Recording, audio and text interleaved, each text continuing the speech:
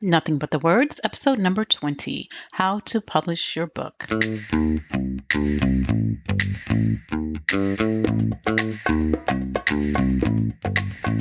Welcome to Nothing But the Words, the podcast that gives you everything you need to know to write a phenomenal book. Now here's your host, your author coach, Candace L. Davis. Hey there, and welcome to Nothing But the Words. I'm your author coach, Candace L. Davis. Last week, I was talking to a coaching client. He's a really dynamic speaker. He's a master in his craft, and he's a business owner, a successful business owner.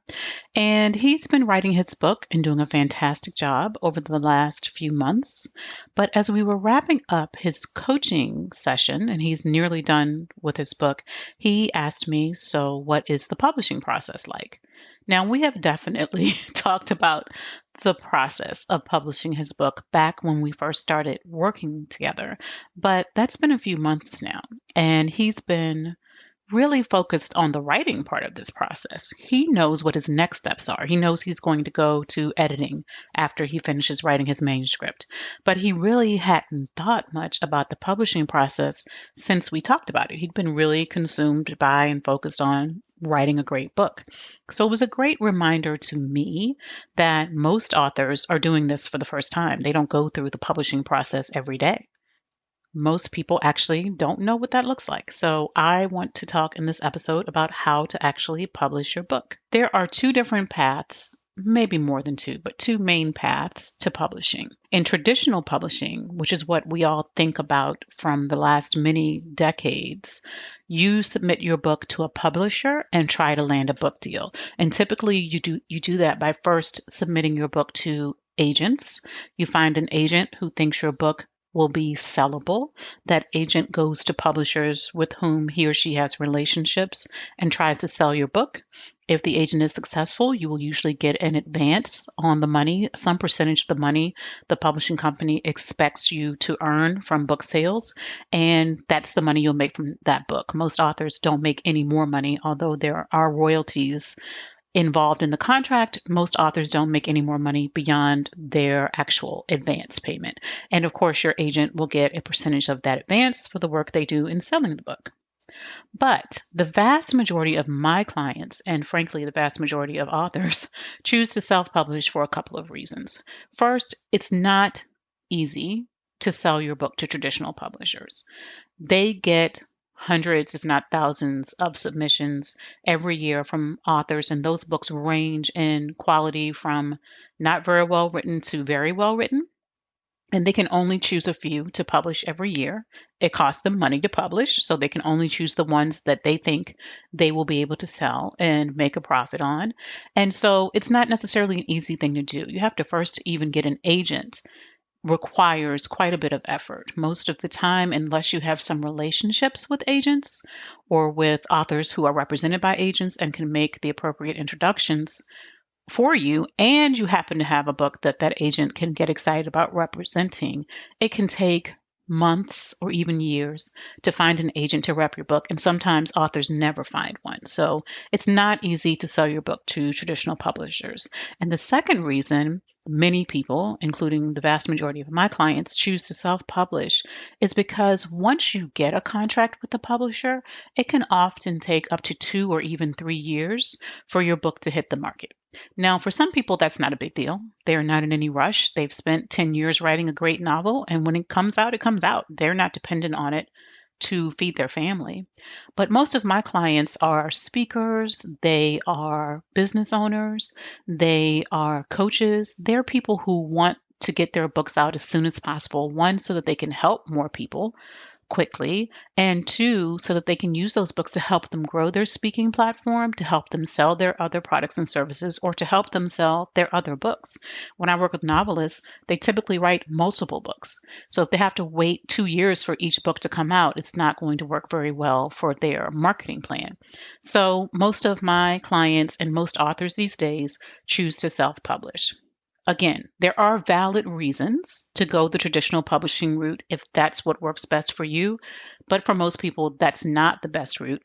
And that's a whole topic for a different episode. We'll cover what traditional publishing looks like when we do a different episode, maybe when I talk to one of my clients who has gone that way or one of my friends who has gone that way. So for now, let's talk about self-publishing. The beauty of self publishing is that there are no gatekeepers. There is no one standing between you and publishing your book. There's no one who can tell you that no, your book can't be published. As long as you're not stealing someone else's content or publishing something that would fall under, I don't even know what's illegal to publish. I guess anything that would incite crimes or violence would be in that category. But as long as you're within the bounds of the law, no one can tell you that you can't publish your book. This has greatly leveled the playing field, especially when it comes to representation. Since its inception, traditional publishing has failed miserably to do enough to give a voice to anyone outside of the majority. It is not a very diverse industry.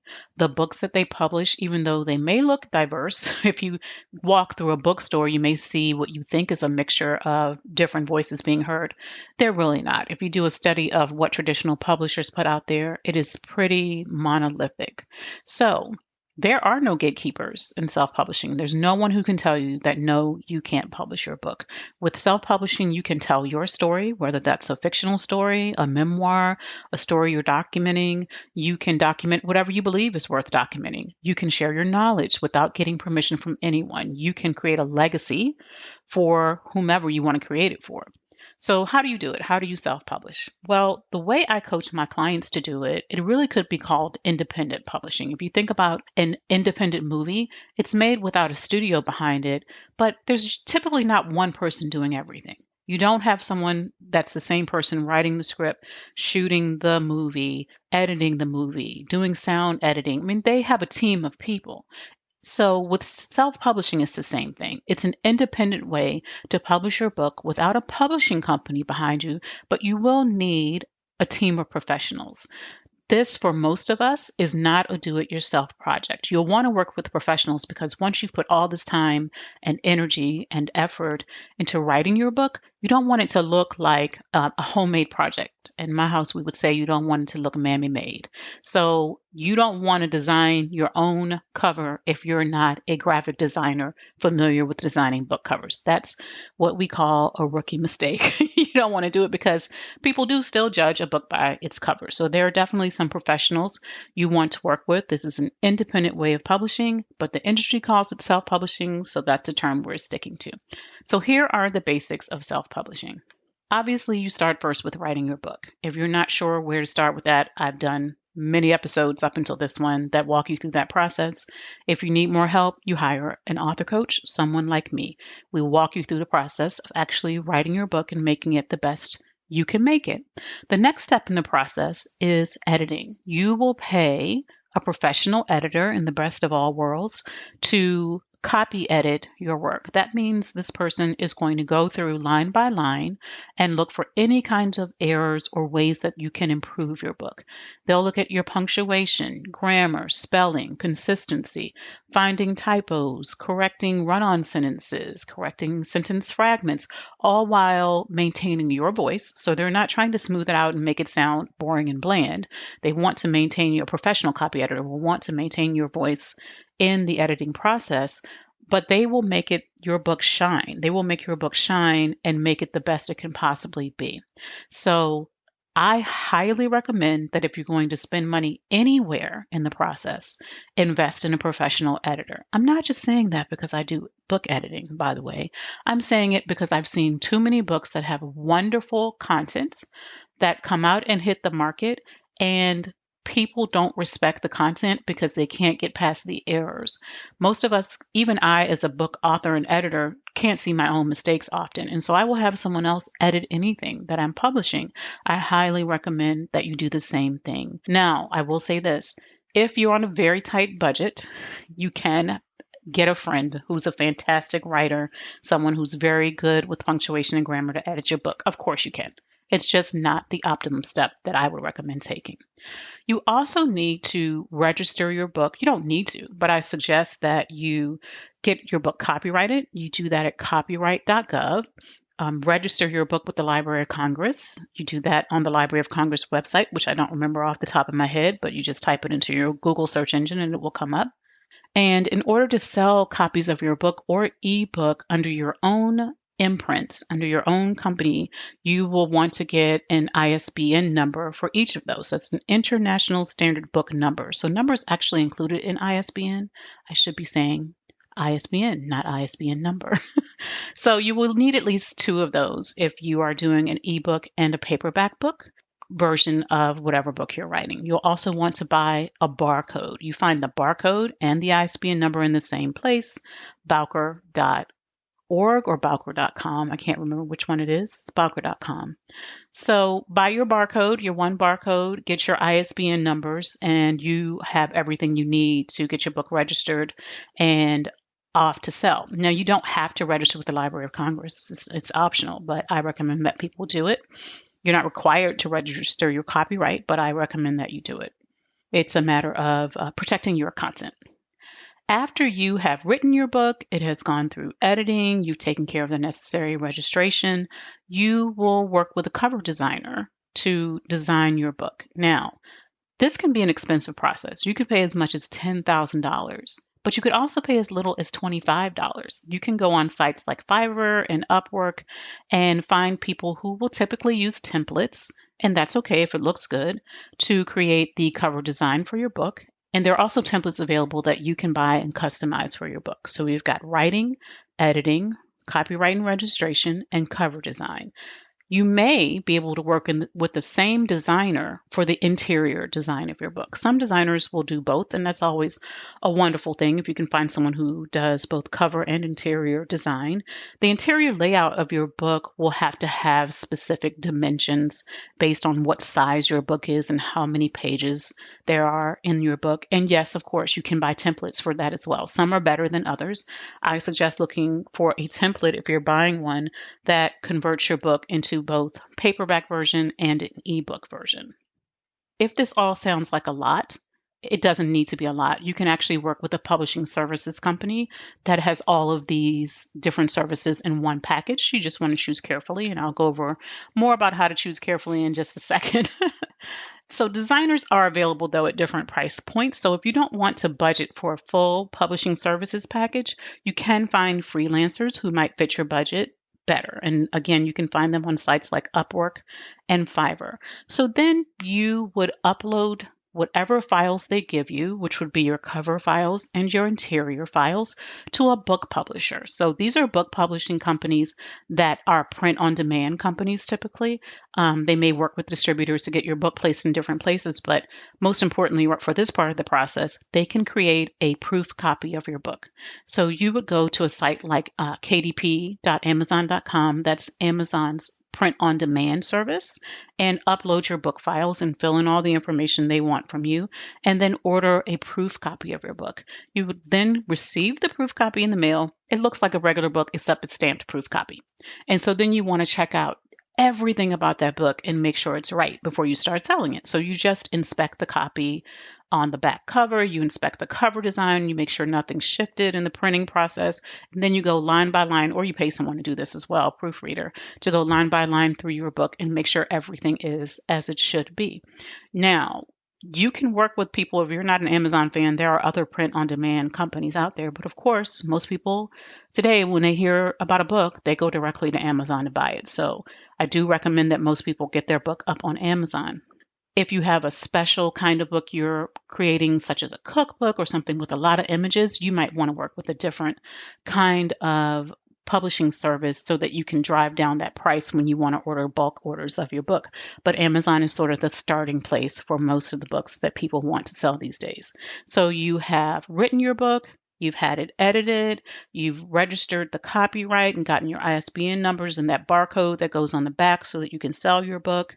You've done your cover design and your interior design, and you've gotten your proof copy back and made sure everything was great in that. And if it's not, you have requested the necessary changes. That's it. You're done. You can upload your final copies of your files to places like Amazon's KDP service or another service my clients frequently use if they want to order bulk copies of their books, is Lightning Source. I have some clients who have used overseas printers because they have books with lots of colors or colored pages or pictures in them, and it gets too expensive to print them with most American companies, and so they may order books from China or India. But in any case, you're done with the publishing process. That's it. That's all it takes. You order your copies or you upload to the different places like Barnes and Noble has a division that allows you to upload your books to sell there on their websites. Now, in terms of the publishing services companies that offer packages that can do these services for you, you do have to be careful. In my opinion, there are many companies out there whose practices are either unethical, unprofessional, or even fraudulent. Self publishing is a hot market right now, and a lot of people have gotten into that industry to make a quick buck. They could not care less about the quality of your book. So you really have to do your due diligence. I always make referrals for my clients because I want them to work with someone that I trust. I always recommend when you're choosing your publishing services providers, especially if you're working with a company that's dedicated to this, not just a freelance designer, that you get recommendations from people whose books look really good, if at all possible. Someone whose book you have held in your hand, not just on the website, and flipped through, and they've told you about their experience working with this company. A lot of authors will also credit their designers in their books, so you might be able to look in some self-published books that you think look really great and see who the professionals were that the author worked with. So when you're shopping for a self-publishing services provider, this is not a publishing company in the traditional sense. This is someone you're going to pay to do the self-publishing work for your book. I recommend a few things.